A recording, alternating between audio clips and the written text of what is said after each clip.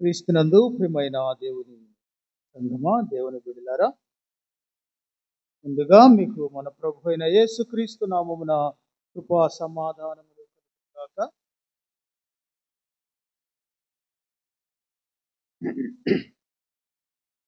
మత్తయి సువార్త 10వ అధ్యాయము 13వ వచనం చదువుతున్నాను. ఆ ఇల్లు యోగ్యమైనదైతే మీ సమాధానము దాని మీదికి వచ్చును. అది యోగ్యమైనదైతే అయోగ్యమైనదైతే మీ సమాధానము మీకు తిరిగి వచ్చును. దేవుడు తన పరిశుద్ధ వాక్యము మన వినికిడిలో దీవించును. క్రీస్తునందు ప్రియమైన దేవుని బిడ్డలారా, మనం చదువుతున్నటువంటి వాక్య భాగమును బట్టి ఇక్కడ యేసుక్రీస్తు 12 మంది శిష్యులను ఏర్పాటు చేసుకుని వాళ్ళకి అపోస్తలులు అని పేరు పెట్టారు. అయితే ఈ అపోస్తలులను ఆయన ఆశీర్వదించి ప్రతిష్ఠించి ప్రార్థన చేసి వారిని ఏం చేశారంటే మరి పరిచర్యకు గ్రామాలకు పట్టణాలకు ఇద్దరిద్దరిగా పంపించారు. ఆ పంపబడినటువంటి వారికి చెప్పినటువంటి విషయం ఏంటంటే, మీరు వెళ్ళేటప్పుడు జాలినైనను అంటే సంచి, కర్ర, చెప్పులు ఇటువంటివి ఏమి తీసుకెళ్ళబాకండి. 2 జతల బట్టలు ఇటువంటివి ఏమి తీసుకెళ్ళొద్దు. మీరు వెళ్ళిన చోట దేవుడు మీకు ఏదైతే అవసరమో దాన్ని మీకు ఇస్తాడు. తర్వాత మీరు వెళ్ళినటువంటి ఆ యొక్క ప్రదేశం, అది గ్రామము కానీ పట్టణము కానీ, ఎక్కడికైతే వెళ్తారో ఆ వెళ్ళిన చోటుకి అక్కడికి వెళ్ళిన తర్వాత పెద్దలు ఉంటారు కదా, ఆ ఊరి దగ్గర పెద్దలు ఉంటారు. ఆ పెద్దలను అడగండి. ఏమని అడగాలి?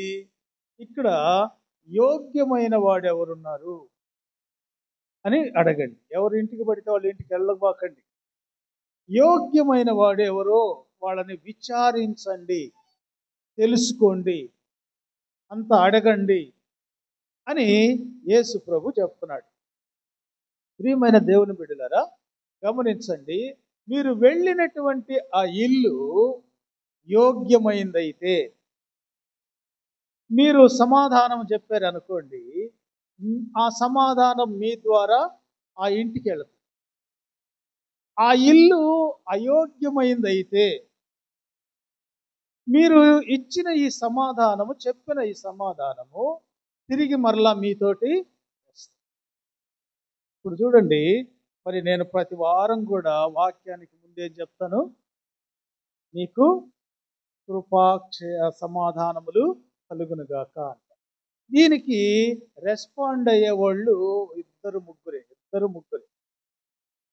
అందరు నా వైపు చూడరు, దాన్ని వినరు. కొంతమంది రాసుకుంటుంటారు ఏందో, కొంతమంది ఏదో ఒక చోట ఏదో కదిలిస్తుంటారు, ఏదో దీనికి రెస్పాండ్ కారు.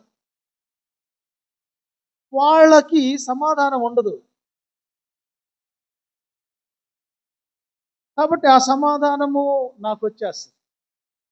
ఎవరైతే రెస్పాండ్ అవుతారో అంటే స్పందిస్తారో వాళ్ళకి నేను ఇచ్చినటువంటి దేవుని ద్వారా పలికినటువంటి సమాధానం వాళ్ళకి చూడండి. మనము దేవుని సన్నిధిలో ఉన్నప్పుడు, దేవుని సన్నిధిలో మనం ఏమి చేయాలో, మరి మన దేవుని సన్నిధిలో ఉన్నప్పుడు ఏవి పని చేయాలో అవి పని చేయాలి. అనవసరమైన పని చేయకూడదు.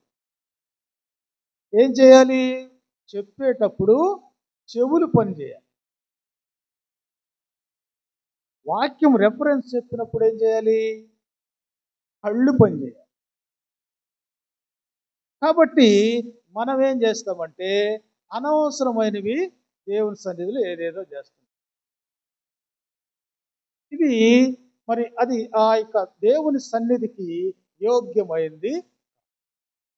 యోగ్యత అని అంటే దాని అర్థం ఏంటంటే జ్ఞానము, అర్హత, సామర్థ్యము, ప్రయోజనము.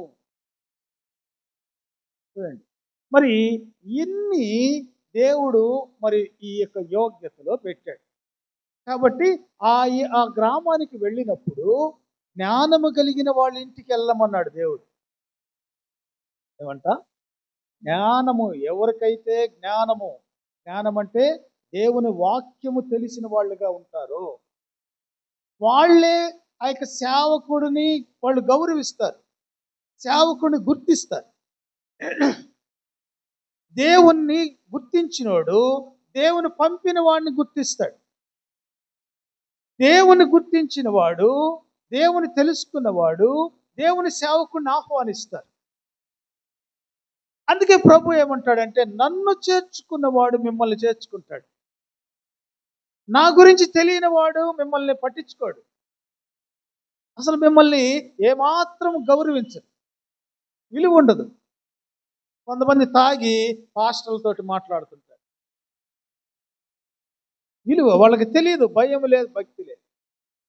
కొంతమంది ఎదురవుతున్నా కానీ పట్టించుకోకుండా వెళ్ళిపోతారు, తెలియదు వాళ్ళకి. కాబట్టి ఇక్కడ దేవుడు ఏం చెప్తున్నాడంటే, అది క్రైస్తవ పాళెమే కావచ్చు,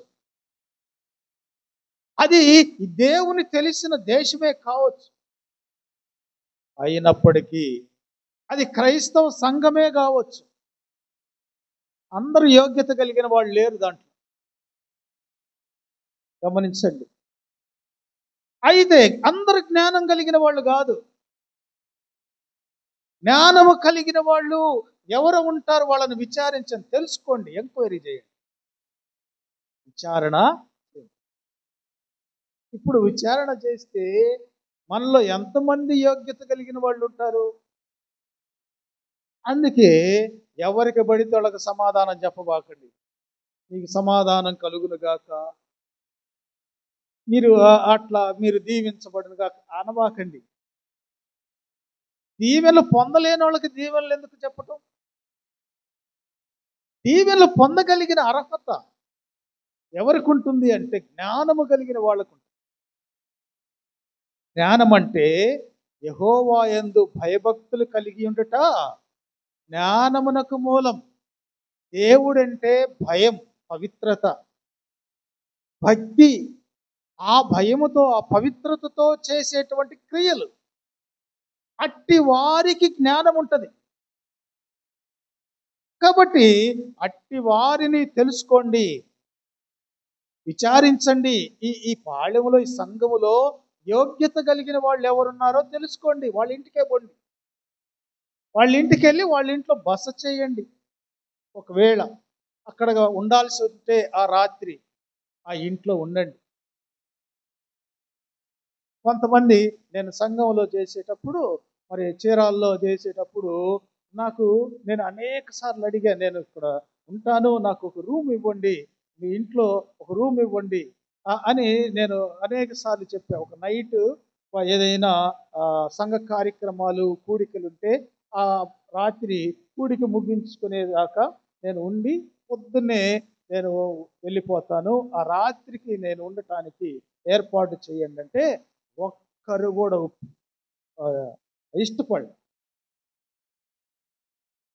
ఇష్టపడలేదు.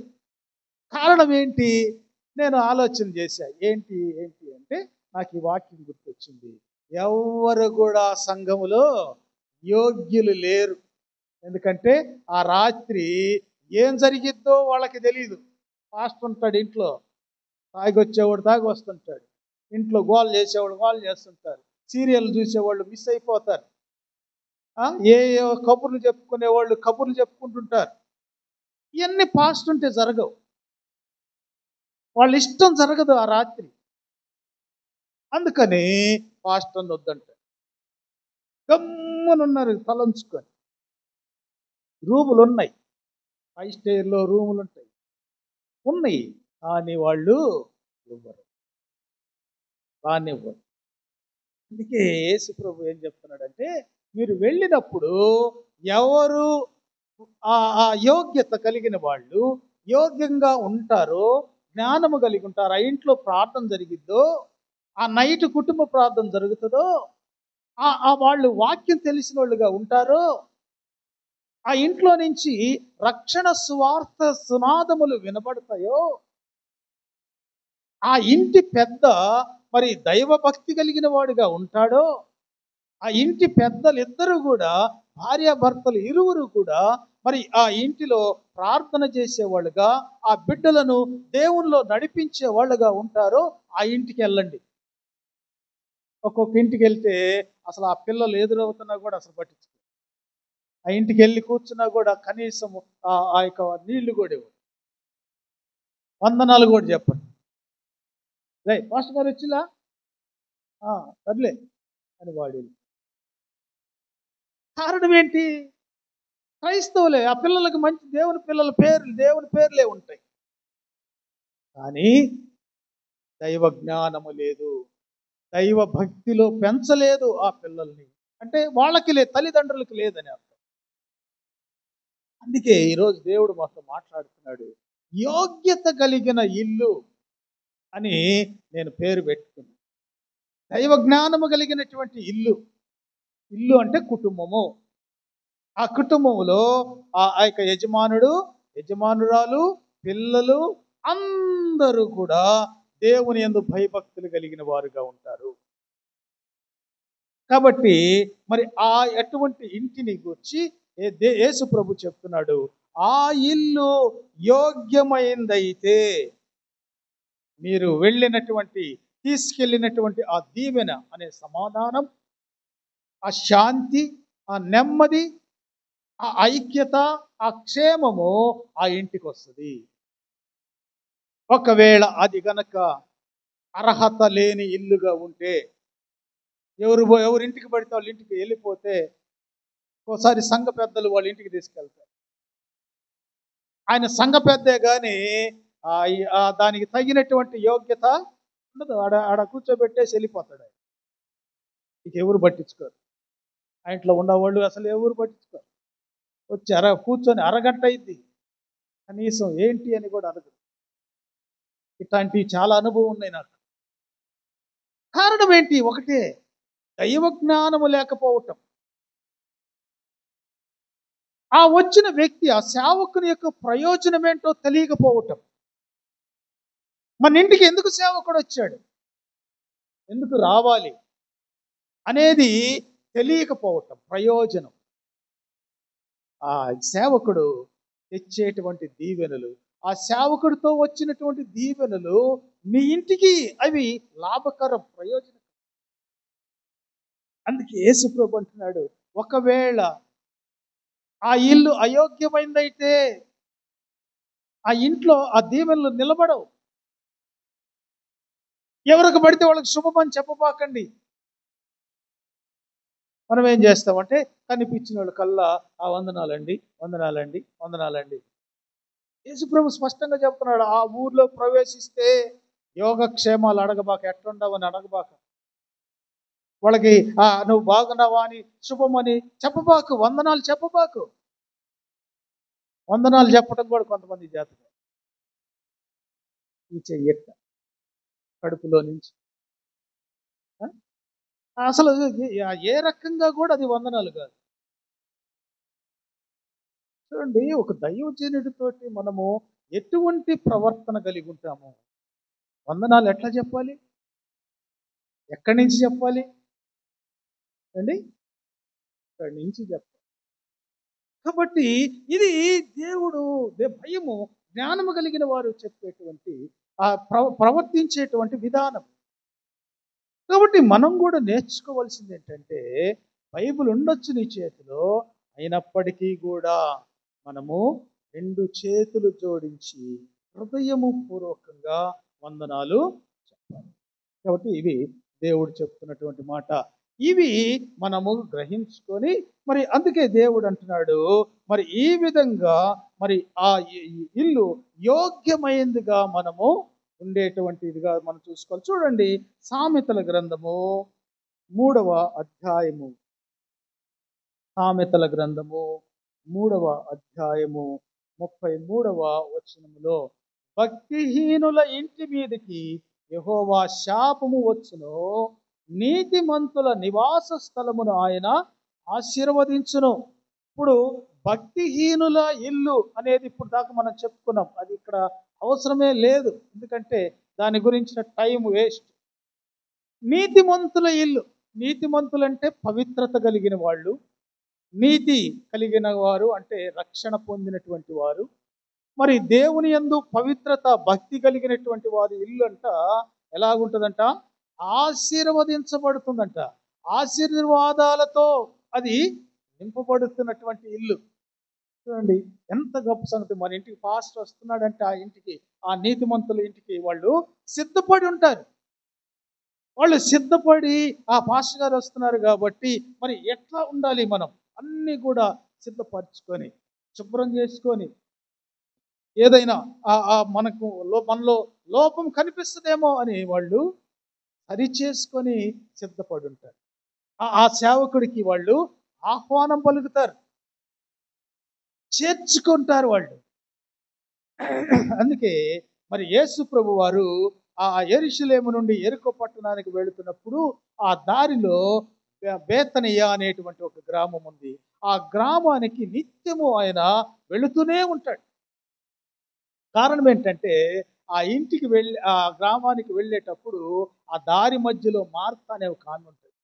ఆమె యేసయ్యని ఎదురు వెళ్ళి ఆహ్వానించి వాళ్ళ ఇంటికి తీసుకెళ్తే ఆ ఇంటిలో సిద్ధపరచబడినటువంటి విధానం, మరియా అనేటువంటి ఆమె ఆయనకు అక్కడ పీట వేసి ఆయన కూర్చునేటువంటి స్థలాన్ని సిద్ధపరిచి దేవుని సన్నిధిని ఏర్పాటు చేసుకుంటుంది. యేసయ్యను కూర్చోబెట్టుకొని ఆయన పాదాల దగ్గర ఆమె కూర్చుంటుంది. కాబట్టి ఆ ఇల్లు దీవించబడిన ఇల్లు, దేవుడు ప్రేమించిన ఇల్లు, యేసయ్య ప్రేమించిన ఇల్లు. కాబట్టి సేవకుడికి మనం ఏదో హంగులు ఆర్పాటాలు చేయాల్సిన అవసరం లేదు. కోళ్ళు కోసి లేదంటే చికెన్ పెట్టి పలావ్ వండాలి పెట్టాల్సిన అవసరం లేదు. నీ ప్రవర్తన సరిగా ఉంటే చాలు, నువ్వు దీవించబడు. ప్రియమైన దేవుని బిడ్డలారా, ఇంకొక ఆయన ఎలీషా. ఈయన కోసము ఒక గ్రామములో ఆ యొక్క స్త్రీ ఏం చేసిందంటే, మన ఇంటికి తరచుగా ఆయన వస్తున్నాడయ్యా, వచ్చి అక్కడే కూర్చొని వెళ్ళిపోతున్నాడు, ఇది కరెక్ట్ కాదు, మనకి ఇది దీవెన కాదు అని ఆమె ఏం చేసిందంటే, ఈయనకి ఒక గది కడదాం మన ఇంటి పైన అని భర్తతో మాట్లాడుకొని ఆమె ఏం చేసిందంటే, ఓకే ఇద్దరు ఇష్టపడ్డారు, ఒక గదిని కట్టించారు. ఆ గది పాస్టర్ గారికి అని వాళ్ళు ఇస్తే ఆయన రోజు వెళ్ళి ఆ ఇంటి పైకి గదికి వెళ్ళి ప్రార్థన చేస్తున్నాడు. ఆ ఇంట్లో రండి, ఆ ఇంట్లో ఏముంది, ప్రార్థన ఉంది, దైవ సన్నిధి ఉంది. తద్వారా ఆ ఇంటిలోకి పునరుద్ధానం వచ్చింది. ఆమె కొడుకు జబ్బున పడి ఉంటే ఆ కుమారుడిని బతికించాడు ఆయన. రండి, దేవ సేవకునికి కనుక నువ్వు స్థానం ఇస్తే ఇంట్లో ఎన్ని ప్రయోజనాలు, ఎన్ని ఆశీర్వాదాలు ఉంటాయో అర్థం చేసుకో. అందుకే ఆయన అంటాడు, నీతిమంతుల ఇల్లు నివాస స్థలము ఆశీర్వదించబడుతుంది. రెండవది మనం చూస్తే ద్వితీయోపదేశ కాండము 11వ అధ్యాయం. ద్వితీయోపదేశ కాండము 11వ అధ్యాయము చూస్తే చూడండి 26వ వచనం నుండి, చూడుడి నేడు నేను మీ ఎదుట దీవెనను శాపమును పెట్టుచున్నాను. నేడు నేను మీకు ఆజ్ఞాపించు మీ దేవుడైన యెహోవా ఆజ్ఞలను మీరు వినిన ఎడల దీవెనయు, మీరు మీ దేవుడైన యెహోవా ఆజ్ఞలను వినక నేడు నేను మీకు ఆజ్ఞాపించు మార్గమును విడిచి మీరు ఎరుగని ఇతర దేవతలను అనుసరించిన ఎడల శాపమును మీకు కలుగును. ఒక్కటి, మనము ఏ వర్గములో ఉన్నాం, ఏ భాగములో ఉన్నాం? దేవుని మాటలు వినే వాళ్ళంగా మనం ఉన్నామా? దేవుని ఆజ్ఞలను పాటించే వాళ్ళగా మనం ఉన్నామా? మరి దేవుని యొక్క మాటకు విధేయత కలిగిన కుటుంబముగా, ఇల్లుగా మన ఇల్లు ఉందా?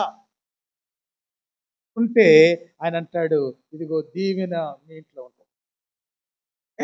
దేవుని మాట వినకుండా, దేవుని ఆజ్ఞలు పాటించకుండా ఉంటే ఆ ఇల్లుతో శాపం ఉంటుంది అని దేవుడు స్పష్టంగా చెప్తున్నాడు.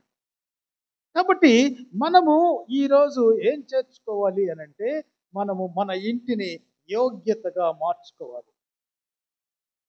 కాబట్టి మన ఇంటి మీద ఏముందో మనం తెలుసుకోవాలి. మన ఇల్లు దేనికి సాదృశ్యంగా ఉందో మనము తెలుసుకోవాలి. ఇల్లు అంటే ఏదో కట్టిన ఇల్లు కాదు, కుటుంబం అని అర్థం. కాబట్టి ఈ కుటుంబం గురించి దేవుడు మనతో మాట్లాడుతూ ఉన్నాడు. ఆయన ఏమంటున్నాడు ఇంకో మాట చూద్దాం. చూడండి 18వ కీర్తన, కీర్తనలు 18, 25, 26 వచ్చింది. దయగల వారి ఎడల నీవు దయ చూపించుదువు, యథార్థవంతుల ఎడల యథార్థవంతుడుగా ఉండువు. సద్భావము గల వారి ఎడల నీవు సద్భావము చూపుదువు, మూర్ఖుల ఎడల నీవు వికటము చూపుదువు. మూర్ఖులంటే ఎవరు? ఎంత చెప్పినా విననటువంటి వాళ్ళు. వాళ్ళ ధోరణే వాళ్ళది. ఏమాత్రం కూడా మన మాట వాళ్ళకి ఏమాత్రం చెవిలో చొరబడనివ్వరు. వాళ్ళు చేసేదే వాళ్ళకి కరెక్ట్ అనిపించేటువంటి విధానం. అందుకే దేవుడు ఏమంటున్నాడంటే దయగల వారి ఎడల ఆయన దయ చూపిస్తా. ఆ ఇంటిలో ఆ వ్యక్తుల్లో ఏముండాలంట? దయ ఉండాల, సహాయం చేసే గుణం ఉండాల. ఎవరైనా భిక్షగాళ్ళు వచ్చారు అనుకోండి, మన ఇంటి ముందు వస్తారా? ఇక్కడికి వస్తుంటారా? వస్తే వాళ్ళకి ఏం చెప్తుంటారంటే, సహజంగా నేను వినే మాట, మా ఇంట్లో కూర్చుంటే పక్కింటి వాళ్ళు చెప్తుంటారు అనమాట, అడిపోయిరా అడిపోయిరా అడిపోయిరా, మళ్ళీరా, ఏమి గుప్పుడు బియ్యం వేయలేవా, ఏదో ఒక రూపాయి వేయలేవా, 10 రూపాయలు వేయలేవా? దానికి ఆయన అటు పోయి ఊరంతా తిరిగి మళ్ళీ రావాలంట. ఆయన అన్నాడు, ఏడకమ్మ మళ్ళీ వచ్చేది, ఇప్పటికే నడవలేక నడుస్తుంటే నన్ను మళ్ళీ రమ్మంటాను అని తిట్టిపోయాడు. శాపం కదా? చూడండి ఎంత దౌర్భాగ్యంగా ఉంటామో. ఆ దయ, ఈ దేవుని యొక్క మనస్సు లేకపోతే మన ఇంటికి అన్ని శాపాలే వస్తాయి, అందరు తిట్టిపోతా ఉంటారు. ఎంత భయంకరం. కాబట్టి క్రీస్తునందు ప్రియమైన దేవుని బిడ్డలారా, మనం ఆ ఇంటిలో లేదంటే ఆ కుటుంబంలో దయగలవారి ఎడల దేవుడు ఏం చేస్తాడంట? ఆయన సహాయం చేస్తాడు, ఇస్తా ఉంటాడే. నువ్వు ఈ చేతితోటి ఇస్తే దేవుడు ఈ చేతితోటి ఇస్తా ఉంటాడు. కాబట్టి దీవెనలు ఎలా వస్తున్నాయో గమనించండి. అందుకే ఆయన అంటాడు, సద్భావము గల వారి ఎడల నీవు సద్భావం, నీ భావము ఎలా ఉంది, నువ్వు చేసేటువంటి నీ ప్రవర్తన విధానం ఎలా ఉందో దేవుడు చూస్తున్నాడు. కాబట్టి ఆయన అంటాడు, దేవుడు ఎవరింట్లో ఉంటాడు, ఎలా ఉంటాడు మరి అనేది మనం గనక చూసినట్లయితే యెషయా గ్రంథము 57వ అధ్యాయం, యెషయా గ్రంథము 57వ అధ్యాయంలో ఓ మాట మనం గమనించి ముందుకు పోదాం. చూడండి, ఆయన దేవుడు అంటున్నాడు 15వ వచనములో, మహాగణుడును మహోన్నతుడును పరిశుద్ధుడును నిత్య నివాసియును నైన వాడు ఇలాగ సెలవిచ్చుచున్నాడు, నేను మహోన్నతమైన పరిశుద్ధ స్థలములలో నివసించువాడను, అయినను వినయము గల వారి ప్రాణమును ఉజ్జీవింపచేయుటకును, నలిగిన వారి ప్రాణమును ఉజ్జీవింపచేయుటకును, వినయము గల వారి యొద్దను దీన మనసు గల వారి యొద్దను నివసించుచున్నాను. వారి మధ్యలో ఆ ఇంట్లో ఉంటాడంట ఆయన. ఆ ఇంట్లో ఆయనకి స్థానం ఉంది. ఆ ఇంట్లో ఆయనకి ఒక ప్రత్యేకత ఉంది దేవునికి. గమనించండి, క్రైస్తవులమే, సంఘ పెద్దలమే, విశ్వాసులమే, సంఘాన్ని నడిపించే వాళ్ళమే, కానీ మన ఇంట్లో దేవునికి స్థానం అనేది ఉండదు, దేవునికి ప్రత్యేకత అనేది ఉండదు. క్రీస్తునందు ప్రియమైన దేవుని బిడ్డలారా, వినయము భయభక్తులు కలిగిన వారి దగ్గర ఉంటుంది. మరి ఆయన అంటాడు, దీన మనస్సు నలిగిన వారి దగ్గర ఉంటుంది. ఈ రెండు దేవునికి ఇష్టం. కాబట్టి దీన మనస్సును కోరుకున్నటువంటి దేవుడు నీ దగ్గర నివసించాలని ఇష్టపడుతున్నాడు. కాబట్టి ప్రియ దేవుని బిడ్డలారా, ఇదిగో నీ దగ్గర దేవుడు దహన బలులు కోరట్లేదు, కానీ నీ దగ్గర ఏదో ఘనమైనవి ఆశించట్లేదు, కానీ మరి దావీదు అన్నట్టుగా నువ్వు విరిగి నలిగిన హృదయాన్ని కోరుకుంటావు. కాబట్టి నువ్వు విరిగి నలిగిన మనస్సును కోరుకుంటావు. కాబట్టి ఇదిగో నాకు ఆ విరిగి నలిగిన మనస్సు హృదయాన్ని నాకు పుట్టించయ్యా అని దావీదు ప్రార్థన చేసినట్టుగా మనం కూడా ప్రార్థన చేయగలిగితే దేవుడు నీ దగ్గర నివసిస్తాడు. మన దగ్గర ఆస్తులు అవసరం, ఐశ్వర్యాలు అవసరం లేదు. డబ్బున్న వాళ్ళ దగ్గర దేవుడు ఎప్పుడు ఉండడు. ఎందుకంటే డబ్బుకి దేవునికి విరోధం. కాబట్టి ప్రభు ఏమంటున్నాడంటే, ఇదిగో ధనవంతులు పరలోక రాజ్యములో ప్రవేశించుట కంటే ఎవరంట ఒంటె ఎంత సూది బెచ్చములో ఒంటె ఎంతైతే దూరి కలిగేటువంటి ఇది ఉంటుందో వాడు ఈజీగా వచ్చేస్తాడు. కానీ పరలోకంలో ధనంతో కనుక నువ్వు కాక ఈ లోకంలో కొనియాడబడుతుంటే సిరులు నీకు ఉండుంటే పరలోకంలో విడిచిపెట్టు వాటిని విడిచిపెట్టి మరి వాటిని పేదలకు ఇచ్చేసి నువ్వు నన్ను వెంబడించమని ఎంతమంది వెంబడిస్తారు? కాబట్టి మరి వాటిని దేవుని కొరకు ఖర్చు పెట్టేవాళ్ళు కావాలి. దేవుడు నీకు ఇస్తున్నాడు, నువ్వు దేవునికి ఎంతవరకు పని చేస్తున్నావు? దేవుని సేవను ఎంతవరకు నువ్వు ప్రోత్సహిస్తున్నావు? ఎంతవరకు దేవునికి అండగా నువ్వు సపోర్ట్గా నువ్వు నిలబడగలుగుతున్నావు? ఏం తీసుకెళ్తాం మనం పోయేటప్పుడు? మంచి అపార్ట్మెంట్లు కట్టావు, తీసుకెళ్తావా? పొలాలు కొన్నావు, నీ దగ్గరికి వస్తాయా? ఏమి రావు. నువ్వు ఎంత సంపాదించావో అది ఈ లోకాధికారి రాసుకుంటాడంతే. నువ్వు చేసే క్రియలు, నువ్వు చేసే కార్యాలు, నువ్వు దేవుని కొరకు ఏదైతే ఇస్తున్నావో, ఏదైతే చేస్తున్నావో అవి మాత్రమే పరలోకములో రాయబడతాయి. నీ గ్రంథములో నీ పేరు పెట్టబడిన గ్రంథంలో రాయబడతాయి. ఎన్ని మంచి పనులు చేసావో నాకైతే తెలియదు, కానీ ఎంత దేవుని కొరకు ఇచ్చావో తెలియదు, కానీ మరి ఒక పేజీ అన్నా నిండి ఉంటుందో నాకు తెలియదు. దేవుడు అంటున్నాడు, ఇదిగో అట్టి వారికి జీవ కిరీటము. అందుకే ఆయన అంటాడు.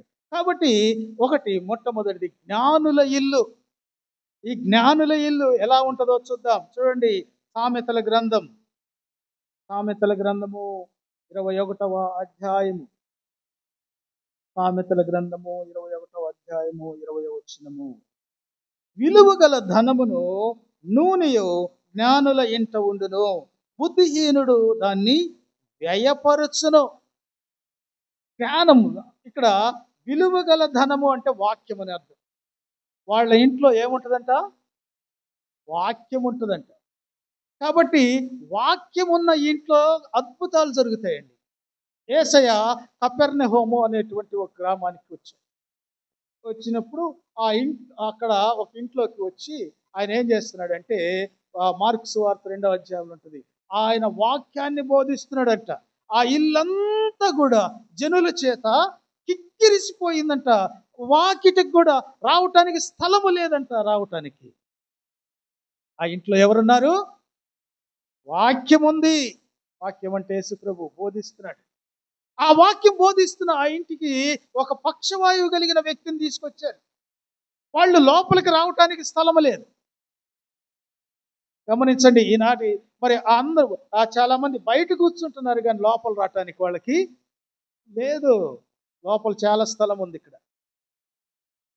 అని యేసు ప్రభు వచ్చినప్పుడు ఆ ఇంట్లో కిక్కిరిసిన జనం ఉంటే, స్థలము లేకపోతే వాళ్ళు పై కప్పు తీసి ఆ వ్యక్తిని యేసు ప్రభు ముందుకు దించినప్పుడు ఆ ఇంట్లో ఏం జరిగింది? గొప్ప అద్భుతం జరిగింది. వాక్యం ఉన్న ఇంట్లో ఏం జరుగుతుందంట? అద్భుతాలు జరుగుతాయి. కాబట్టి క్రీస్తునందు ప్రియమైన దేవుని బిడ్డలారా, మనం గమనించాలి, ఆ ఇంట్లో వాక్యం ఉంది. ఆ ఇంట్లో నూనె పరిశుద్ధాత్మకు సాదృశ్యం. ఆ ఇంట్లో వాళ్ళందరూ పరిశుద్ధాత్మతో నింపబడ్డారు. ఆ ఇల్లంతా పరిశుద్ధాత్మతో నింపబడి ఉంది. ఆ పరిశుద్ధాత్మ సంచారములో దేవుని కార్యాలు. ఈ బుద్ధిహీనుడు ఉన్నాడే, తెలివిలేనోడు ఉన్నాడే, దేవుని ఒప్పుకోలేనోడు ఉన్నాడే, దేవుడు లేడు అనేటువంటి వాడు ఉన్నాడే, వాడి హృదయం అంతా కూడా దేంతో నింపబడి ఉంది? దేవుడు లేడు. దేవుడు లేడని ఎవరంటారు? బుద్ధిహీనుడు అంటాడంట. కాబట్టి బుద్ధిహీనులు ఉన్న ఇల్లు వాళ్ళు ఏం చేస్తారంటే, వాళ్ళు ఆ వాక్యాన్ని అంటే వాళ్ళు వ్యర్థంగా ఖర్చు పెట్టేస్తారు. ఒక్కసారిగా ఒక్కొక్క ఇంట్లో ప్రార్థన జరిగింది. వాళ్ళు ఎందుకు ప్రార్థన పెట్టుకుంటారో కూడా తెలియదు. ఆ ప్రార్థన ఎందుకో తెలియదు. వాళ్ళకి రక్షణ ఉండదు, భయం ఉండదు, భక్తి ఉండదు. ఏదో నామకార్థం కోసం ఏదో ఒక కూడిక దేవుడు అంటున్నాడు, అటువంటి వాళ్ళ ఇంటికి బాబాకండి, ప్రార్థనలు కూడా పెట్టబాకండి. ఎందుకంటే ప్రార్థనలు కూర్చోరు వాళ్ళు, ప్రార్థనలు ఉండరు, ఆ ఇంటోళ్ళే ఉండరు, పాటలు పాడరు. ఆ పాస్టర్ గారు వచ్చిన ఆ సంఘస్థులు నలుగురు కూర్చొని ప్రార్థన పెట్టుకొని వాళ్ళే పలహారం పంచుకొని పోతారు. ఎంత దౌర్భాగ్యం అండి. సిద్ధపాటు లేని ఇళ్లకు బావద్దు అంటున్నాడు ఆయన. అందుకే ఇక్కడ మనం చూస్తే వాళ్ళంట ఈ బుద్ధిహీనత వలన దానిని వ్యయపరుచుకుంటారు, వ్యర్థంగా ఖర్చు చేస్తారు, వేస్ట్ చేస్తారు. అందుకే పందుల ముందు ముత్యాలు పోయొద్దు. అందుకేం తెలుసు ముత్యాలని ఏం చేస్తుంది, అది ముట్టె పెట్టి దాన్ని అటు ఇటు గెలికి ఇది తినేది కాదని వెళ్ళిపోతుంది. దౌర్భాగ్యం. కాబట్టి దేవుడు ఇదే మాట్లాడుతున్నాడు, వాక్యము నీ దగ్గర ఉండాలి. వాక్యము తెలిసిన వాళ్ళకి అది ఎలా ఉంటుందంటే జుంటు తేనె ధారల కంటే గొప్పది. దేవుని వాక్యము జుంటు తేనె ధారల కంటే, వాక్యము వినాలి వినాలి అనేటువంటి ఆశ ఆ వ్యక్తుల్లో ఉంటుంది. దాన్ని పోగొట్టుకోకూడదు. ఈరోజు వాక్యం పోగొట్టుకుంటే ఏం పోయిందో నా నుంచి దీవెనలు, నాకు రావాల్సిన దీవెనలు నేను ఎంత పోగొట్టుకున్నానో అని ఈ దిన దీవెనలని బాధపడే వాళ్ళు ఎంతోమంది. ఇది వద్దులే మనకి అని ఎవరి పాటికి వాళ్ళు పనులకు వెళ్ళేటువంటి వాళ్ళు చాలా మందిని మనం చూస్తుంటాం. యేసు ప్రభు ఏం చేశాడంటే ఈ రాకడ దినాలలో ఈ యొక్క దేవుని రాకడ గురించి ఆయన చెప్తూ ఈ దినాలు ఎట్లా ఉంటాయంటే ఆయన విందుకు పిలిచాడంట. విందుకు రమ్మని అందరిని ఆహ్వానిస్తే కొంతమంది ఏం చెప్పారు, అయ్యా మాకు పొలంలో పనులు ఉన్నాయి అని చెప్పి పనులకు వెళ్ళిపోయారంట. ఇంకొంతమంది ఏం చేశారు, పెళ్ళిళ్ళు ఉన్నాయని వెళ్ళిపోయారంట. కొంతమంది ఎటేటో వేరే వేరే పనులకి వెళ్ళిపోయారు. ఎవరు రాట్లా, మీకోసం ఇంత విందు సిద్ధపరిచాను, ఇంత ఇదిగో దేవుని సన్నిధి, ఇదిగో ఇంత విలువైన వాక్యం, ఇది పరలోకానికి మీకు అవసరం ఉంది, ఇదిగో మీ ఆత్మలకు ఇది అవసరమైనటువంటి ఆహారము సిద్ధపరిచాను రమ్మంటే దాన్ని ఏం చేశారంట వాళ్ళు, పోగొట్టు. నా ప్రియమైన దేవుని బిడ్డలారా, మనం గమనించాలి, దేవుని వాక్యము విలువైంది.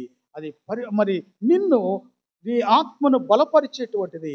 పరలోకానికి పోవటానికి అది నీకు చాలా అవసరమైంది. రెండవది నూనె, పరిశుద్ధాత్మ. ఈ పరిశుద్ధాత్మ ఏం చేస్తాడు, నీకు ఏ విధంగా ఉపయోగపడతాడంటే జరగబోయేటువంటి సంగతులు, నీ ఫ్యూచర్, నీ ముందున్నటువంటి దినాలలో ఏం జరగబోతుందో పరిశుద్ధాత్ముడు నీకు బోధిస్తాడు. ఎంత మనం పోగొట్టు, రేపు ఏం జరుగుతుందో మనకు తెలియదు, అయినా దేవుడు నీకు చెప్తాడు, ఇదిగో ఇది సంభవించును అని దేవుడు నీకు సిద్ధపరిచినటువంటి దినాన్ని గుర్తు చేస్తాడు. కాబట్టి 2 నీతిమంతుల ఇంట్లో ఉంటాయి అని దేవుడు చెప్తూ ఉన్నాడు. ప్రియమైన దేవుని బిడ్డలారా, మనం గనక గమనించినట్లయితే చూడండి ఒక మాట, సమూయేలు 2వ గ్రంథం, సమూయేలు 2వ గ్రంథము 7వ అధ్యాయం. ఇక్కడ మనం ఒక విషయాన్ని చూస్తాం. సమూయేలు 2వ గ్రంథం 7వ అధ్యాయములో 8వ వచనం, కాబట్టి నీవు నా సేవకుడగు దావీదుతో ఇలాగు చెప్పుము, సైన్యములకు అధిపతియగు యెహోవా నీకు సెలవిచ్చినదేమనగా, గొర్రెల కాపులోనున్న నిన్ను గొర్రెల దొడ్డిలో నుండి తీసి ఇశ్రాయేలీయులను నా జనుల మీద అధిపతిగా నియమించి తిని. ఇక్కడ దావీదుకి గొర్రెల దొడ్డిలో, అక్కడ ఉన్నటువంటి అడవిలో గొర్రెలు కాసుకుంటున్నటువంటి దావీదును పిలిచి ముందుగా జరగబోయేటువంటి దాని గురించి దేవుడు చెప్తున్నాడు. నువ్వు ఎక్కడుంటావు, గొర్రెల దొడ్డిలో ఉండడు, ఎల్లకాలం ఇక్కడే ఉండవు. నీ భవిష్యత్తు చాలా ఉంది. నువ్వు ప్రజల్ని ఏలాలి, నువ్వు రాజుగా ఉండాలి, నీ సింహాసనం మీద కూర్చోవాలి. దేవుడు అది నిర్ణయించాడని ముందుగా తెలియపరుస్తూ ఉన్నాడు. ప్రియమైన దేవుని బిడ్డలారా, మన కుటుంబంలో ఈ యొక్క యోగ్యత ఉంటే మన బిడ్డల భవిష్యత్తు దేవుడు సిద్ధపరిచి ఉంటాడు. సిద్ధపరిచిన దానిని ముందుగా దేవుడు తెలియపరుస్తూ ఉన్నాడు. కాబట్టి రెండవది రక్షణ ఇల్లు. మొదటిది జ్ఞానుల ఇల్లు, రెండవది రక్షణ ఇల్లు. మనం చూస్తే ఈ రక్షణ ఇల్లు ఏంటో చూద్దాం. అపోస్తుల కార్యముల గ్రంథం, అపోస్తుల కార్యముల గ్రంథం 16వ అధ్యాయము 16వ అధ్యాయము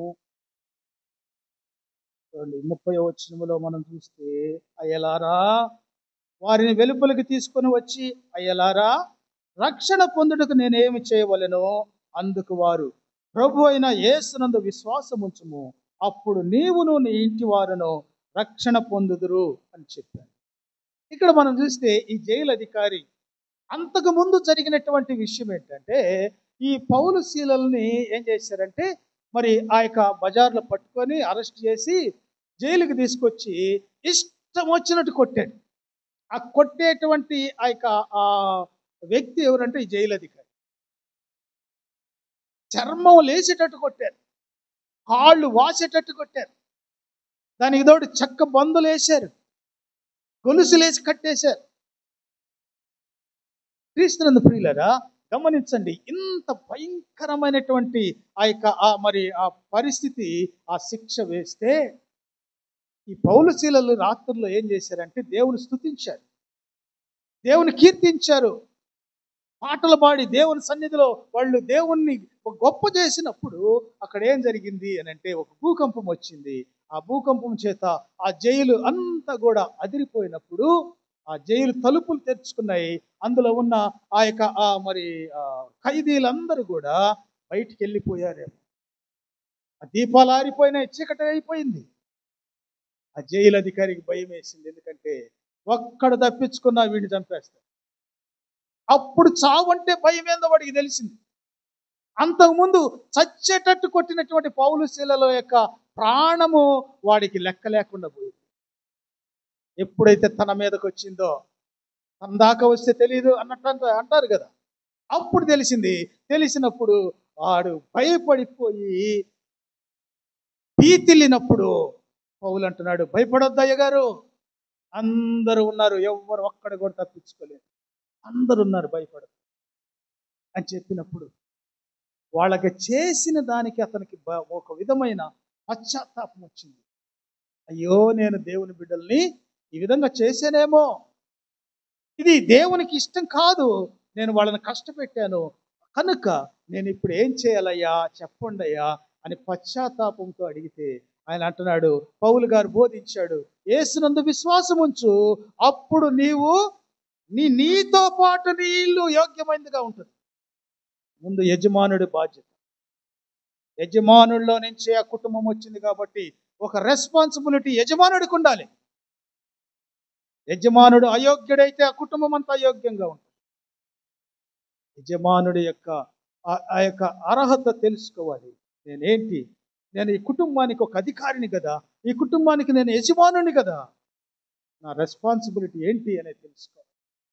అందుకే వాళ్ళు గుర్తు చేస్తున్నారు, ముందు నువ్వు విశ్వాసం ఉంచు, నువ్వు దేవుని నమ్ము, నీ ఇల్లు రక్షించబడుతుంది అని చెప్పినప్పుడు ఆయన విశ్వాసం ఉంచాడు.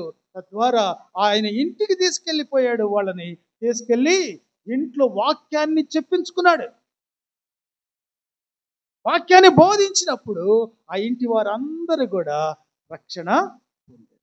ఆ ఇంట్లో వాళ్ళందరూ బాప్తిసం తీసుకున్నారు. ఏ చేతులైతే ఆ పౌలు శీలను హింసించిందో ఆ చేతులతోటి వాళ్ళ కాళ్ళు కడగటం ప్రారంభించారు.